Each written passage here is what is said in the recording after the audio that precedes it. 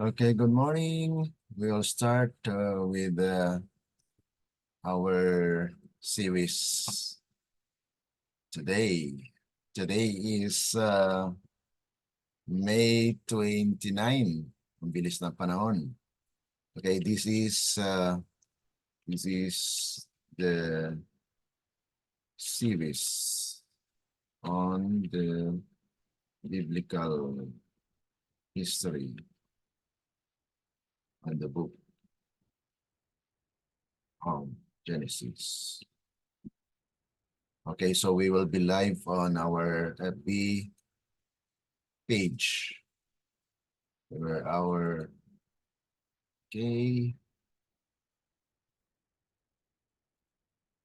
okay, so now we're on live on our FB page.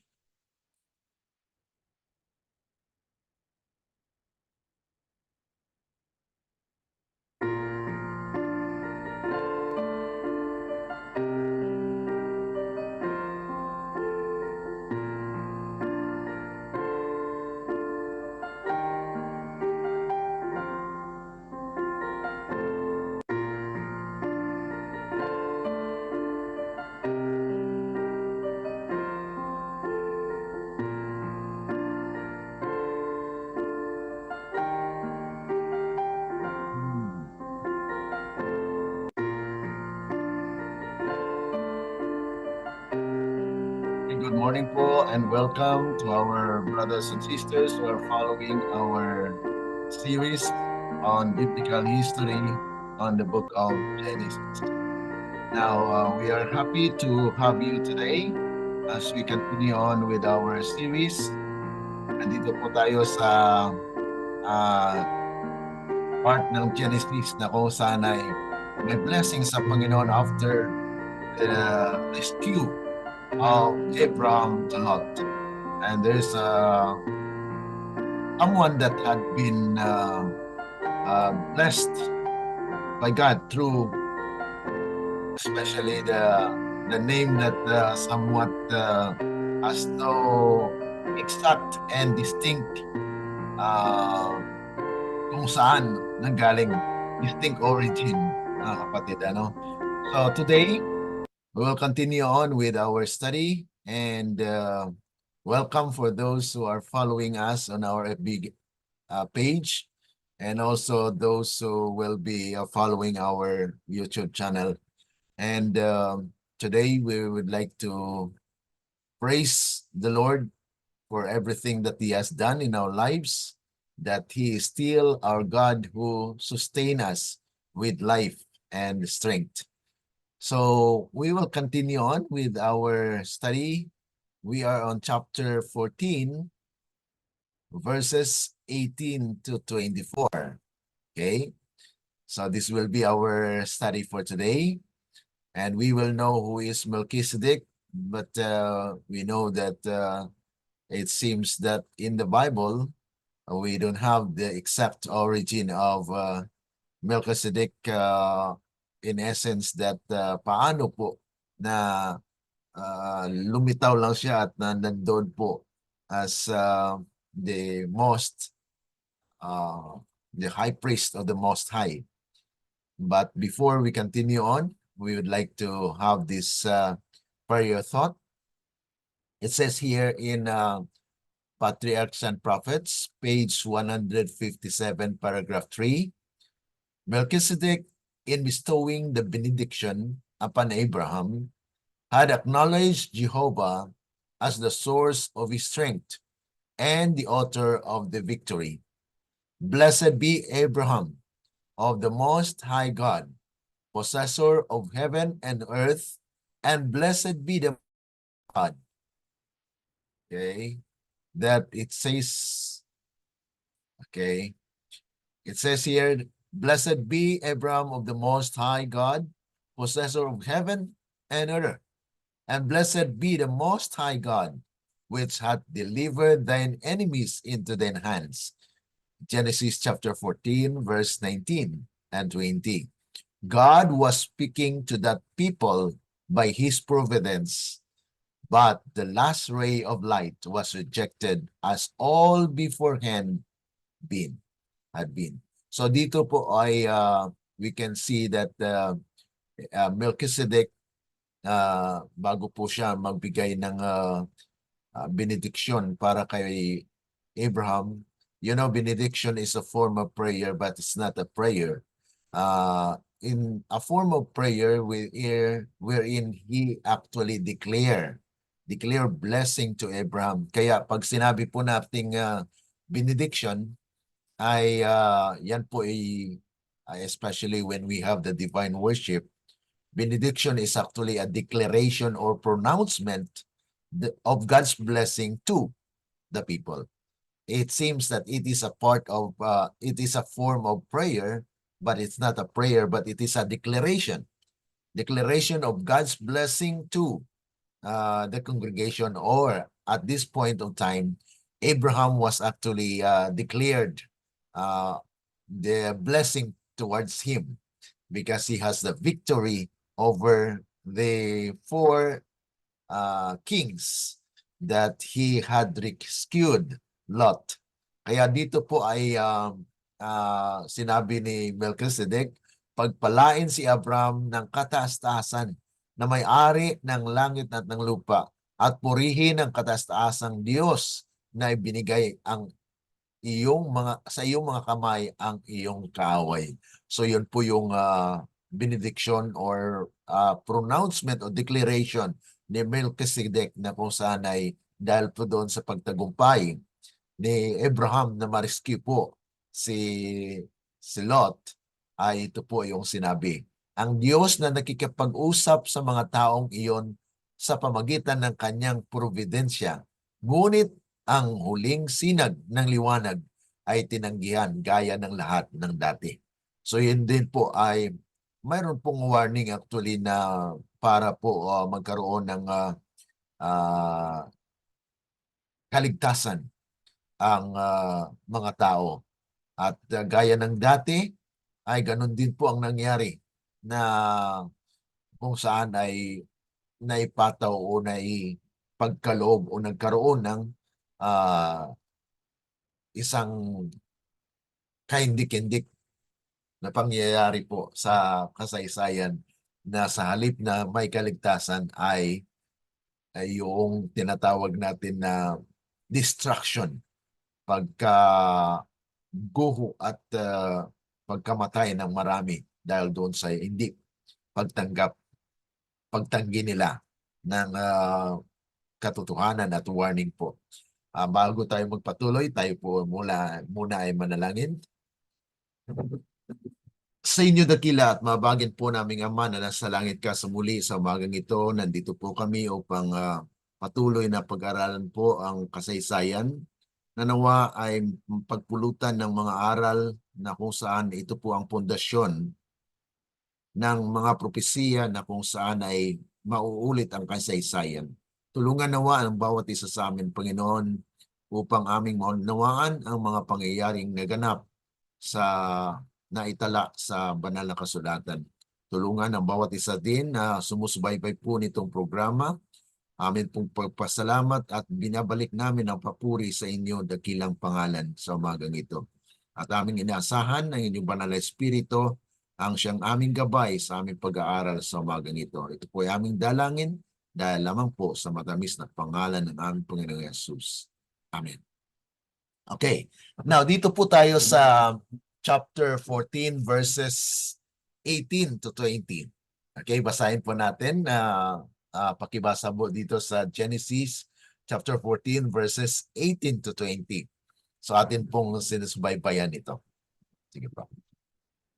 Okay. Chapter 18. At si Melchizedek na hari sa Salem ay naglabas ng tinapay at alak, at siya'y saserdote ng kataas-taasang Diyos. At binasbasan niya siya na sinabi, pagpalain si Abram ng kataas-taasang Diyos na may-ari ng langit at ng lupa, at purihin ang kataas-taasang Diyos na nagbigay ng iyong mga kaaway sa iyong kamay, at binigyan siya ni Abram ng ikasampung bahagi ng buong samsam. Okay. So pagkatapos po na nagtagumpay si Abraham doon laban sa apat na mga hari ng Elamita, mga Elamites, ay ito po ay nagkaroon ng pagpapala na was declared by Melchizedek. At mapapansin po natin dito na para bagang biglaang pumasok sa eksena si Melchizedek dito. Paano po siya napunta dyan? Yan po ang karamihan ng mga katanungan na kung saan ay it was mentioned there that he was the king of Salem. Salem is actually an origin of Jerusalem. Okay? Na kung saan ay this is the question that some of the people, especially the scholars, asking, wala tayong idea. We don't have any idea where Melchizedek came from, how he came to be in Canaan, and how he came to be a worshiper and priest of the true God. Parang wala po siyang lineage. Na kung saan ay dito po sa Biblia ay mayroon pong ating pinag-aralan yung mga sumasamba sa Diyos ay atin pong nasubaybayan. Pero itong si Melchizedek ay wala po tayong matagpuan na kung saan paano po siya napunta dyan sa Canaan at paano po siya naging hari ng Salem. At dito nga po ay nagpahayag lang, nagpakita lang po siya na declaring the blessing to Abraham na kung saan dito po paano rin na si Abraham came to know about him. Paano si Abraham nagkakilala o nakilala ni Melchizedek? Ang ating lang pong nalaman ay he was there. Yun lang po.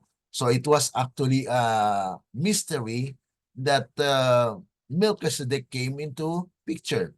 And we know here in the text says he was the king of Salem. The name Melchizedek means in Hebrew, it's actually king of righteousness. He was the king of Salem, and Salem was the original Jerusalem. And Melchizedek was the priest of the Most High God. He was a worshiper and priest of the true God, ruling over Jerusalem even in those ancient times. So, sa ating pong napapansin, sa buong ating pag-aaral from chapter 1 up to 14, ay wala po tayong naitala o walang naitala si Moses na magtukoy kung paano si Melchizedek ay napunta sa picture o sa Canaan. Okay? At bakit nandun siya? Okay? So yun po ang isa sa mga bagay natin pong napapansin sa biblical history na there is somewhat mysterious event that had happened here na kung saan ay si Melchizedek ay nagpakita at nakita natin na he just nagkaroon siya ng benediction, declaration of blessing, and expressing thanksgiving to the Lord, where Abram was used to rescue Lot. At marami pong nasamsam at that time actually. And he gave tithes of all those things that increased in his earnings. At pansin natin dito mga kapatid na kung saan ay it was just a declaration na pinakita po rito na ang Panginoon ay nagpahayag sa pamagitan po as representative na si Melchizedek was there. Okay. Now, tingnan natin kung ano ang nakikita natin dito. One thing that makes Melchizedek unique, ito po yung napansin natin, that he was both a king and a priest. At ito po ay exceptional ng mga pangyayari dahil wala pong ganito sa kasaysayan na nangyari sa ating pag-aaral. History shows that it is often dangerous to combine religious and civic authority. Yan po ay napaka-dangerous po yan dahil magkaroon ka ng biases in fulfilling the religious duty while you are serving as a king. So God forbid the kings of Israel to be priests. Yan din po ang nakikita natin. And the priests to be kings. Yan po yung magkasabay po na description po ni Melchizedek na kung saan ay makita natin na he was a king and also a priest. At sa Biblia po, especially dito sa 2 Chronicles 26:16 to 23, na mayroon pong nagnanais na hari ng Israel noon. Si King Uzziah tried to do the work of the priest, and God struck him with leprosy. But Melchizedek here was an exceptional. Kaya sinabi natin kanina na it's exceptional, hindi is a mystery as well na si Melchizedek came into picture. Melchizedek was the priest of God Most High. El Elyon means that is highest God, like saying supreme being. Melchizedek is an example of a worshiper of the true God, even a priest of God Most High, yet not related to Abraham or other known covenant people of God. So yan po yung mapapansin natin dito, na kung tutuusin, ang atin pong tinatalakay ay yung mga nangyayari po sa kasaysayan at na-trace natin kung saan ang gagaling. Ngunit itong si Melchizedek has no lineage, wala pong kumpletong biographical background kung paano po siya lumitaw dito sa kasaysayan. At ito lang po ang ating malalaman na he was there to declare the benediction or the blessing to Abraham after rescuing Lot. Ang isa pang nakapagtaka mga kapatid ay he brought out bread and wine. Melchizedek served Abraham bread and wine. Perhaps he even served them in a manner looking forward to our redeeming sacrifice, as the bread and wine of the Passover and the Lord's table look at our redeeming sacrifice, Jesus Christ. So yun po yung ating tinitingnan, na it seems that there is an enacted prophecy. Ang ibig sabihin mga kapatid ay enacted prophecy.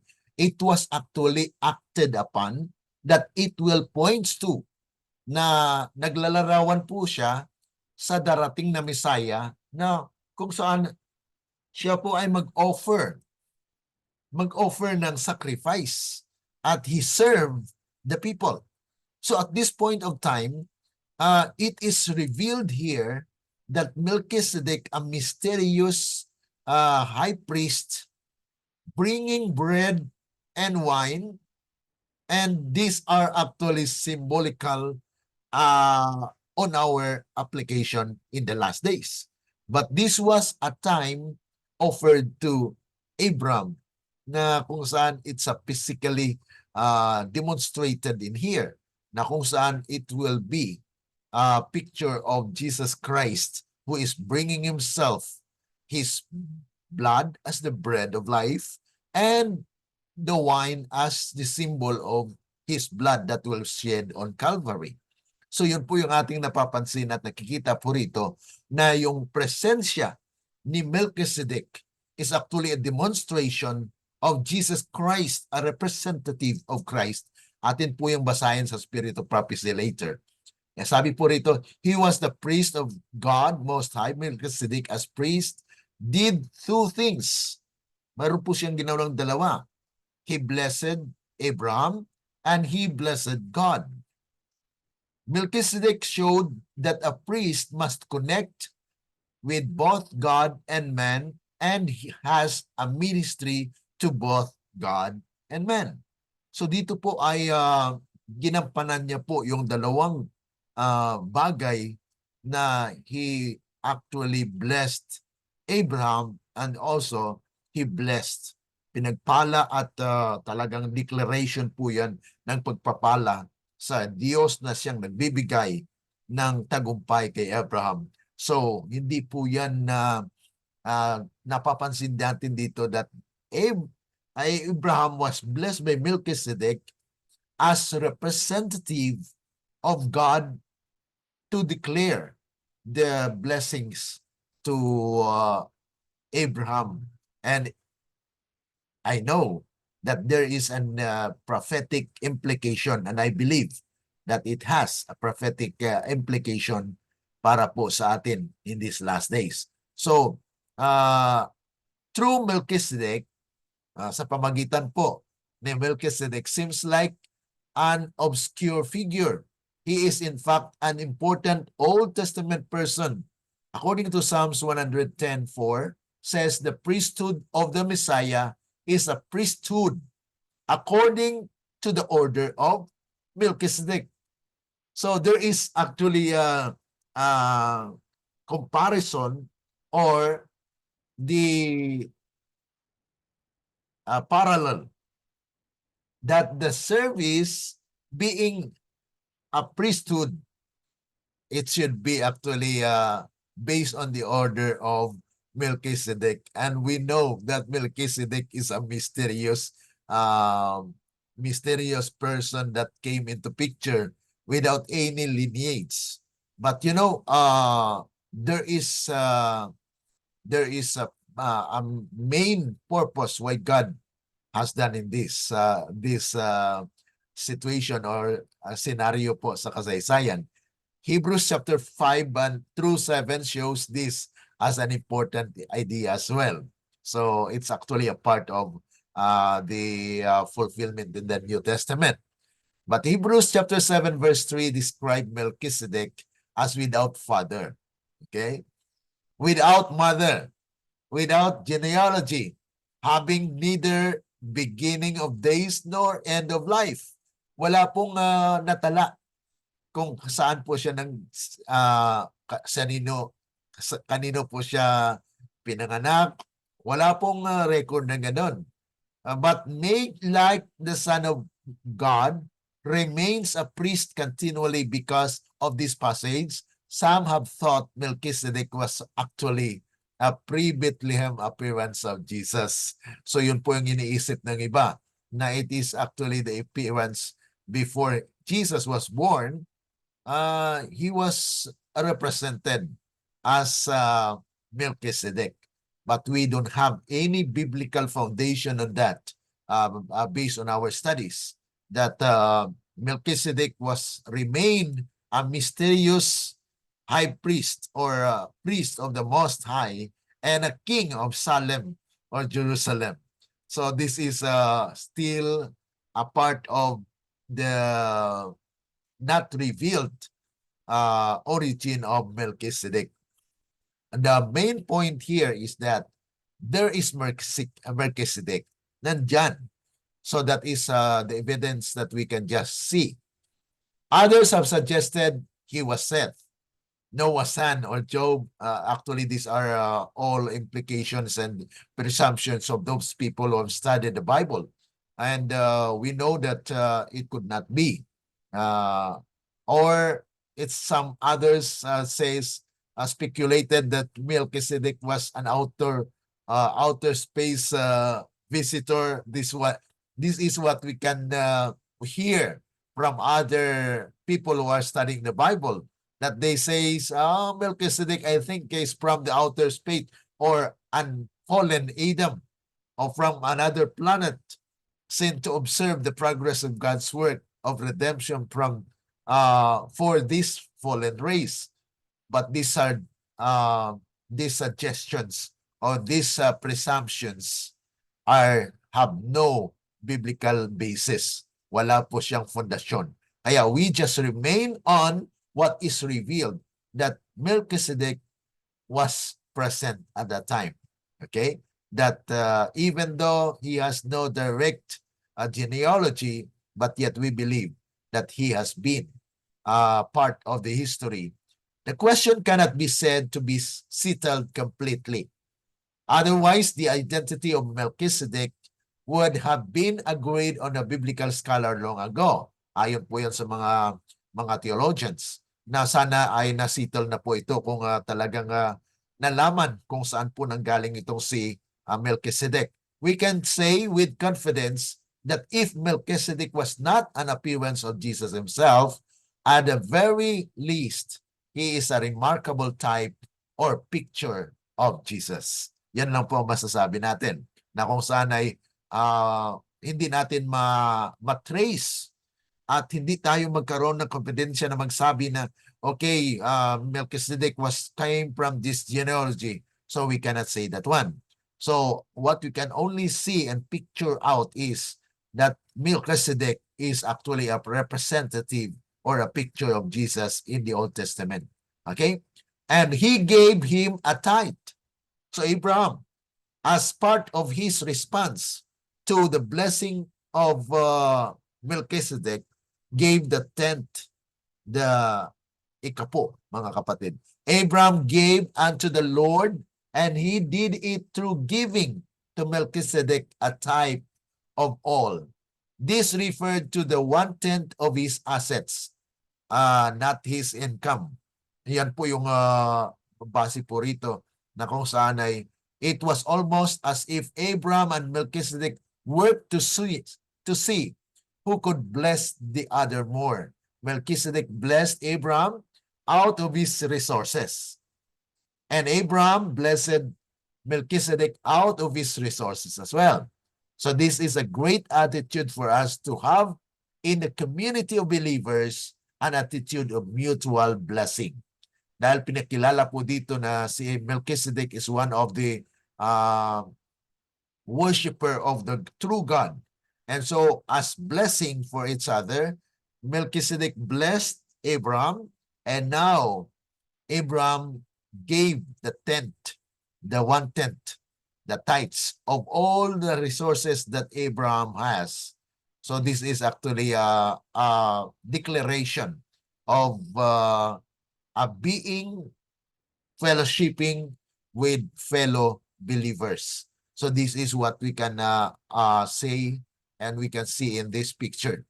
Now, Christ Triumphant page 293, mayroon pong comment dito na sinabi po, Christ's work was finished when he expired on the cross, crying with a loud voice, "It is finished." The way was laid open, the veil was rent in twain. Sinners could approach God without sacrificial offering, without the service of a priest. Dito po natin mapapansin na Christ as the substitute offering instead of the lamb declared the closed for that ceremonial offerings, dahil ang mga tao noon ay talagang nagdadala po ng animals to be killed, at ang dugo po noon ay yun po yung remission for our sins, na mapatawad po yung tao. Ngunit sa pagkakataong ito, Christ is actually the end of those ceremonial offerings, na kung saan ay sinners could approach God without sacrificial offering, because the last sacrificial offering will be in Jesus, without the service of a priest. So Christ himself was a priest forever after the order of Melchizedek. Heaven was his home, and he came to this world to reveal the Father. His work on the field of humiliation and conflict was now done. He ascended up into the heavens and is forever set down on the right hand of God. So this is where we can see that Christ himself as the priest now is offering himself to be the sacrifice, and he will be fulfillment of that establishment of the kingdom of grace, na na-establish po yung kaharian ng biyaya, na kung saan ang sino mang tumanggap kay Kristo ay magkaroon ng buhay na walang hanggan. Okay? So it was Christ that spake through Melchizedek. So ito po naman ang sinabi po dito sa Selected Messages, Book 1, 409, paragraph 3, na si Kristo ay nangusap kay Abraham sa pamagitan ni Melchizedek. So there is actually a way of God's communication to Abraham na itong si Melchizedek ay without question ay nakilala ni Abraham. So hindi rin po naitala sa banal na kasulatan kung paano niya po nakilala si Melchizedek. The priest of the Most High God, Melchizedek was not Christ. Yan po ang klarong sinasabi ng inspiration na si Melchizedek po ay hindi si Kristo. But he was the voice of God in the world. Siya po ay ang tinig ng Diyos sa lupang ito, the representative of the Father. So siya po ay nagre-representa sa Ama. And all through generations of the past, Christ has spoken. Christ has led His people and has been the light of the world. When God chose Abraham as a representative of His truth, He took him out of his country and away from his kindred and set him apart. He desired to mold him after His own model. He desired to teach him according to His own plan. So ito po yung mga halimbawa na kung saan ay gayahan or tularan or example na nangyayari po sa bayan ng Diyos. Ikaw at ako ay mararanasan na lang natin na tayo tinawag ng Panginoon, na kung saan ay He will actually train us, teach us in a way where He wants us to go. So it is God's intervention. Kaya yung kung pag-aralan mo natin, balikan natin yung propesiya, yung sa Daniel chapter 2, verse 45, that the stone was cut out without hands.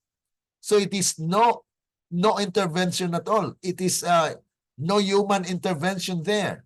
It is God's way of purifying His church, because the cut out there in Daniel chapter 2 verse 45 means quarry, to quarry. So the stone was quarried from the mountain. So yan po yung isang mga katotohanan na nais ng Diyos na atin pong maunawaan, na God has His own way to save His people. Kaya dito ay pinakita niya po na si Melchizedek is the voice of God, a declaration wherein blessings will be pronounced and benediction. Okay? Through a benediction, mga kapatid. So it says here, he was to be taught how to command his children and his household after him, to keep the way of the Lord, to do justice and judgment. This is the work that God would have us to do. So kung ano po ang ating napag-aralan sa buhay ni Abraham, yan po ay examples na ang Diyos din po ay tumawag sa atin at nais niyang i-separate tayo. Yan po ang ibig sabihin ng sanctification. Ang sanctification po, mga kapatid, sanctify means is to set apart for a purpose. Yan po ang ibig sabihin ng sanctification. So, the Word of God, according sa John 17:17, sanctify them by the truth. Thy word is truth. So, ibig sabihin, mga kapatid, upon studying the Word of God, we are actually separated. Separated from what? From the wrong, from falsehood. Kasi ang truth po, ang katotohanan, it will actually be the one that will set us apart for a purpose. Because God has a purpose for you in your life. Like Abraham, Abraham was called to the to go to the land of the promise, and God will bless him. But yet sometimes we are doing our own way. And that's why Abraham learned from that he has done his own way, but it has not profit on his part. So this is where God is revealing to us the example to Abraham that the work of God will actually be accomplished through us.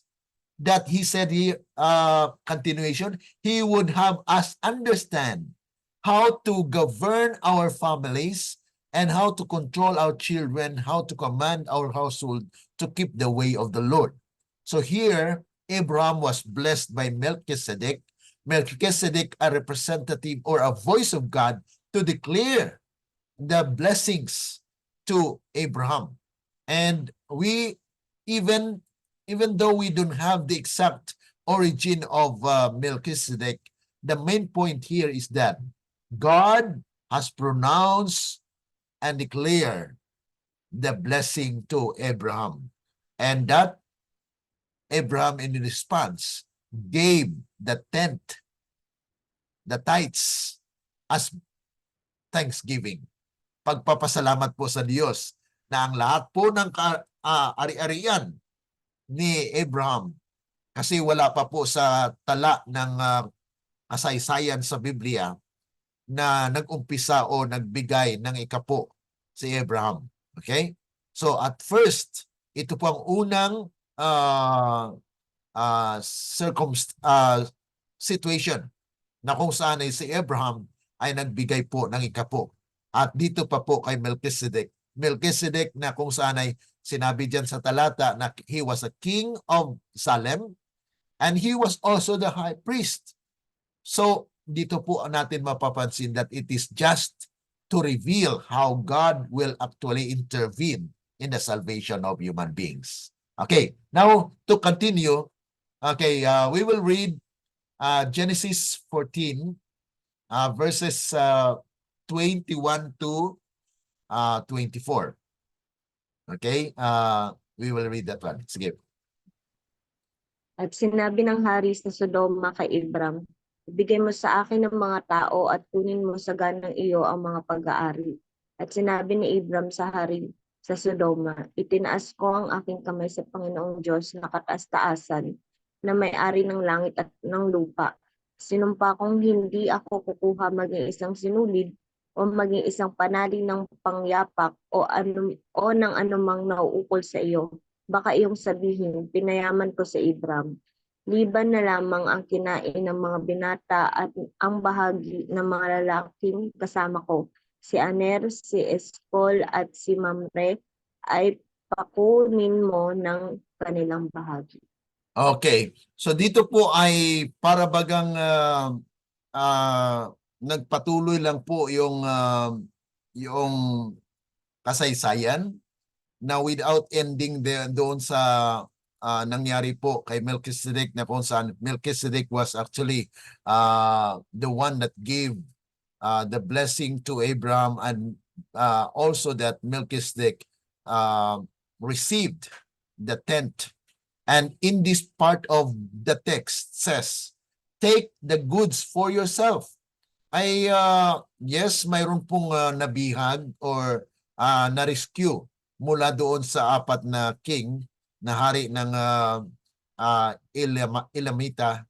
Ay dito po mga kapatid ay pinakita na ino-offeran pa. In-offeran si Abraham na, okay, kunin mo kung ano ang sagana sa iyo, at ang hari ng Sodoma ay masaya na, okay, pasalamat sa iyo, you take some of these mga pag-aari na kanyang nabawi, mga kapatid. So as seems proper, the king of Sodom wanted to reward Abraham for all he did in recovering what was taken by the partnership of the four kings. And he offered Abraham a tremendous amount of plunder na para bagang reward at papasalamat. Pero ano pong response ni Abraham dito? No? I will take nothing. Yan po yung kanyang response. Wala wala po siyang kukunin doon kahit ano. Yet Abraham would not take any of the plunders, the spoil taken from Sodom and Gomorrah, and recovered. This was because of a vow he made to God Most High, a phrase he used after hearing Melchizedek used this particular title for God. The phrase, "I have raised my hand to the Lord," indicates that Abraham made the vow. Mayroon pong talagang kasunduan na kung anong pagpapala ng Panginoon ay talagang po yan na mayroon po siyang personal na papasalamat na hindi po siya magkuha kahit anuman. Kaya sinabi niya dito, I will not, or I will take nothing. Wala siyang kukunin doon sa mga naibalik na samsam or binawi na mga kayamanan ng Sodoma at Gomorrah. So yan po yung kabahagi po dito. Sabi po rito, lest you should say, I have made Abraham rich. Kasi maging kwan yun. Maging tinatawag natin na tithe o maging sa part ng hari ng Sodoma ay isang part yun na pinayaman ko yan si Abraham. Hindi para maiwasan yun mga kapatid, ay Abraham just believed on what God has given to him. So wala po siyang kinuha na mga kayamanan doon sa mga samsam na kung saan ay binalik po doon sa Sodoma. Abraham refused any portion of the plunder because he would not allow anyone say that a man had made Abraham rich. Abraham determined that all the credits for his success and wealth should go to God and God alone. Kasi kung mangyari po yun na the king of Sodom gave him a reward, then yayaman si Abraham. Pero he doesn't like it because he wants that the glory will return back to God, who is the giver of all. So if success does come when we pursue human resources of success, of measure of success, using man-centered wisdom and methods, how can we rely or really say that God gave the success? It is much better to follow God's wisdom so that when success comes, He gets the glory. So yun po mga kapatid na minsan ay nag-exert tayo ng effort to gain wealth, ano? Kaya minsan hindi tayo binibless ng Panginoon. Bakit po? Dahil ang glory ay mangyari at mabalik sa iyo because you are actually exerting effort to gain those wealth. That's why the principle here ay hindi po ayaw po ni Abraham na kung saan ay manggagaling sa iba yung pagpapala para yung pagpapala ay mabalik din doon sa tao. Dahil sabihin ng tao, pinayaman niya ni King Sodom Gomorrah. So pinayaman siya, kaya ganito. So it actually spoil or talagang masisira po yung pagbibigay at pagkaloob ng kaluwalhatian at yung pagpapala sa Panginoon. So like them, take their portion. However, at the same time, Abraham did not impose his principle on his Amorites allies. They were entitled to as much of the spoil as was appropriate under the customs of the time. Mayroon po siyang kasama, siyempre may mga kwan po yun, mga allies, kasi siya lang po ang naging forefront para matalo yung apat po na hari na sumamsam or nagkaroon ng captivity, they captive and get all the wealth of Sodom and Gomorrah at the time. Ngayon ay binalik po yun at may iba doon na siyempre kasama niya na they get some of those mga spoil na binalik po. So si Abraham ay hindi ganon. Sabi rito na kung ikumpara natin sa mga taong kasama niya ay he is actually particular in specific blessings that God has given. So dito po yung part ng chapter 14 nagtapos at we have learned that ito po yung pag-declare ng blessing po para doon kay Abraham. So any question po sa part na ito ng ating pag-aaral sa biblical history na atin po na in-explain na Melchizedek has no direct genealogy, no origin. But the essence is that he just there to declare and represent the voice of God, to declare blessings to Abraham and also to God, where Melchizedek was actually a representative that he is not Christ as what inspiration says, but he represents the voice of God. Christ speaks through Melchizedek. At dito nga po ay nakita natin ang response ni Abraham as a declaration of his thanksgiving and covenant vow that he will not take any portion of the return wealth to the Sodomites and mga nasamsam ng apat na hari na ibalik po doon sa mga nagmamay-ari ng mga possession na yun. Okay? Any reflection po mga kapatid on this part of the biblical history?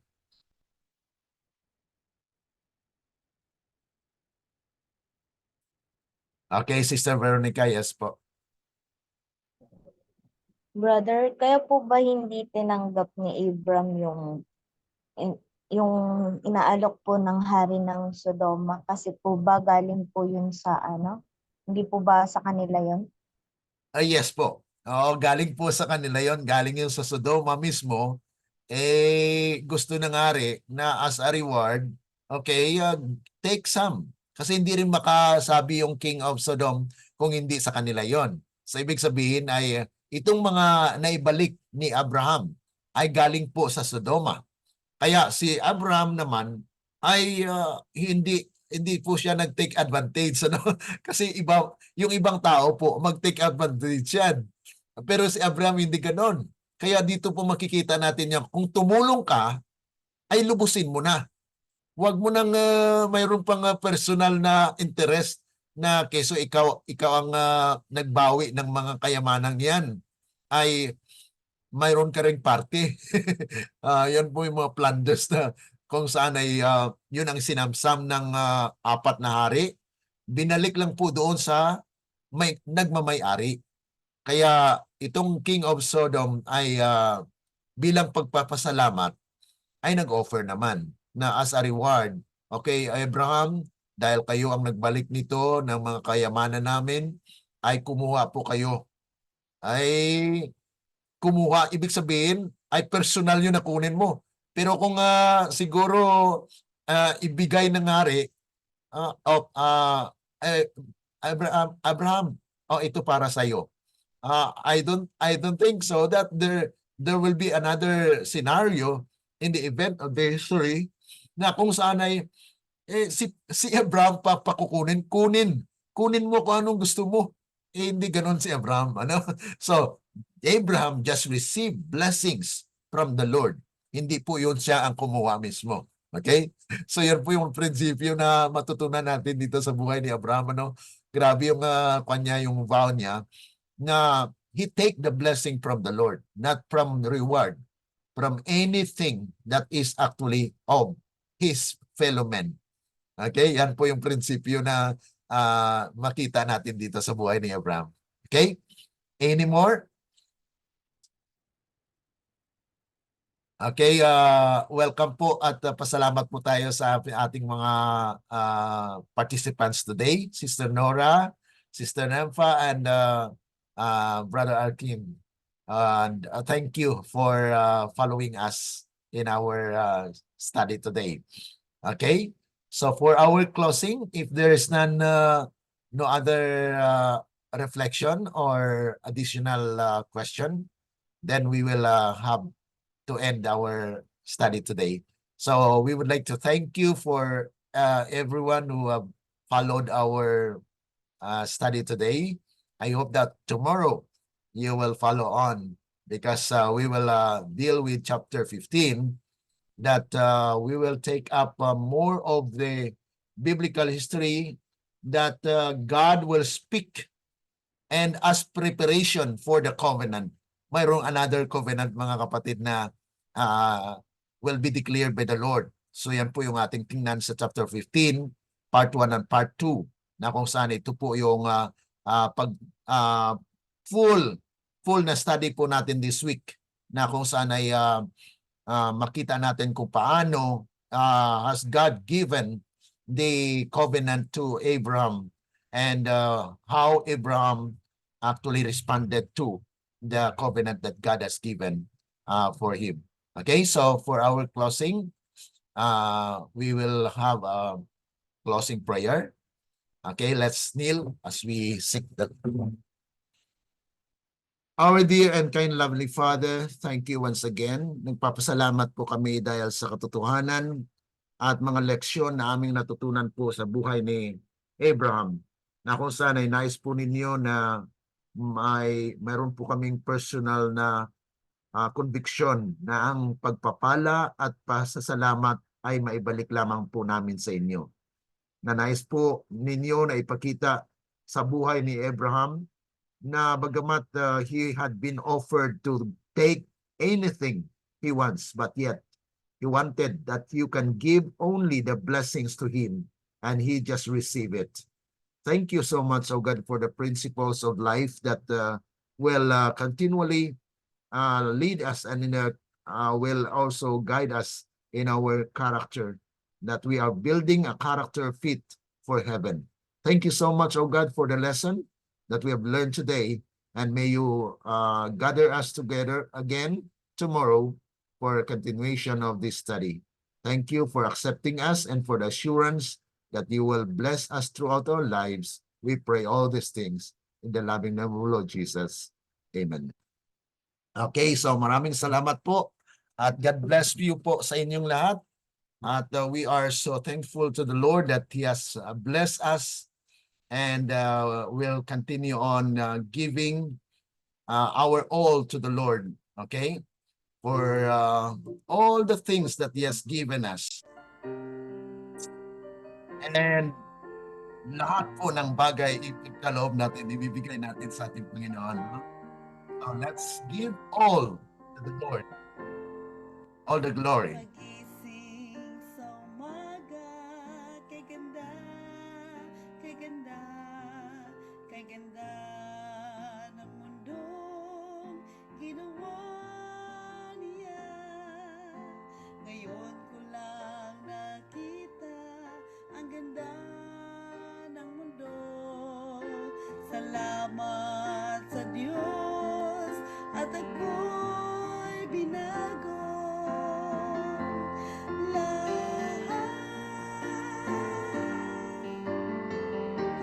Lahat ay aking ibibigay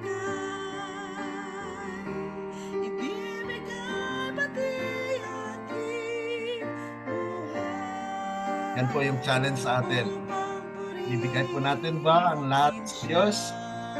O si Abraham po ay nagbigay.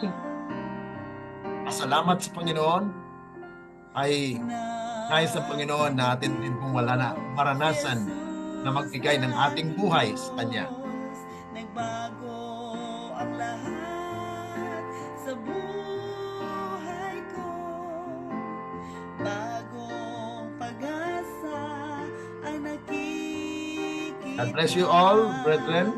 And maraming salamat po for having with us today.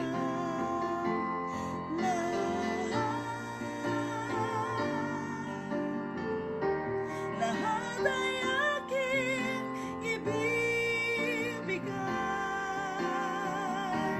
ibibigay pati aking buhay. God bless you po sa inyo lahat.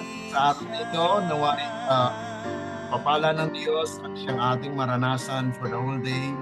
At I hope that you are blessed with the message. aking ibibigay. Ibibigay pati aking buhay upang purihin siya. Purihin po natin ang Panginoon sa lahat ng bagay na Kanyang binigay sa atin. God bless you all and good day for all. Sa ating lahat ng mga kapatiran na sumusubaybay po. Pasalamat po sa mga nag-likes, nagbigay ng stars at nag-share ng ating study for today. God bless you all. Goodbye.